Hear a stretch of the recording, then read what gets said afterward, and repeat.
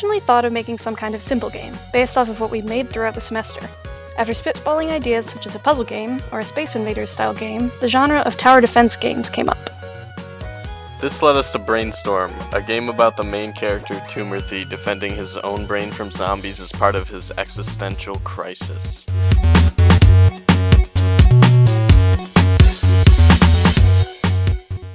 First, we made custom sprites for the brain, including the background and the main character Timothy. He is the only playable character and must defend his brain from evildoers.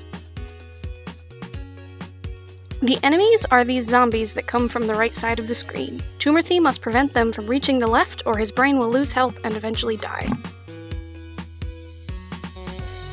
To stop them, Timothy must fire his sonic brainwaves at infiltrators and destroy them, though they get faster and faster as more of them are killed. Timothy must do everything he can to make sure he stays alive, including picking up power-ups like this heart that help him regain brain health. In the final wave, Timothy must fight against his greatest foe yet, the big, the ugly Seymour Guts. If he defeats Seymour, then he will have successfully defended his brain and win the game.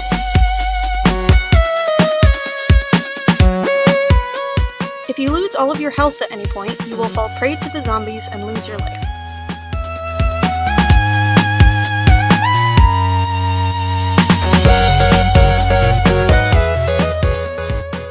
We had a hard time redrawing the background to get win or lose screens since we constantly would overload the picture processing unit and cause major glitches. Hit detection took a while to fix up in code because we needed to check for every zombie and bullet individually.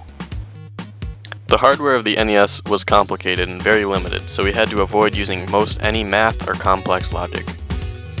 New issues came up constantly when playtesting, which we had to debug for accordingly.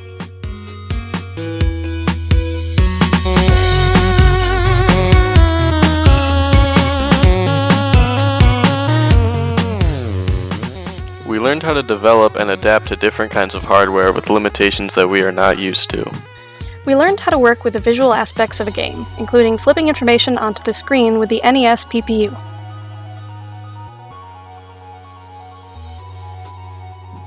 We discovered that using the emulator's memory editor, we could change the wave number in memory to FF or 255 in decimal, which resulted in the zombies doing a bit of a moonwalk. It was fun to draw and create sprites, and have them show up in different color palettes. We got to bring them all to life. It was nice to see the other group's games and get to play them and experience the process together. It was also cool to show off your own game to other people.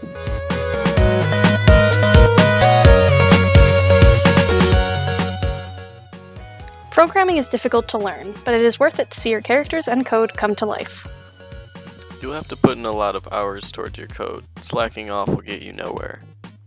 Debugging is worth it. Always persevere and keep going until the project is done. In conclusion, don't forget your semicolon.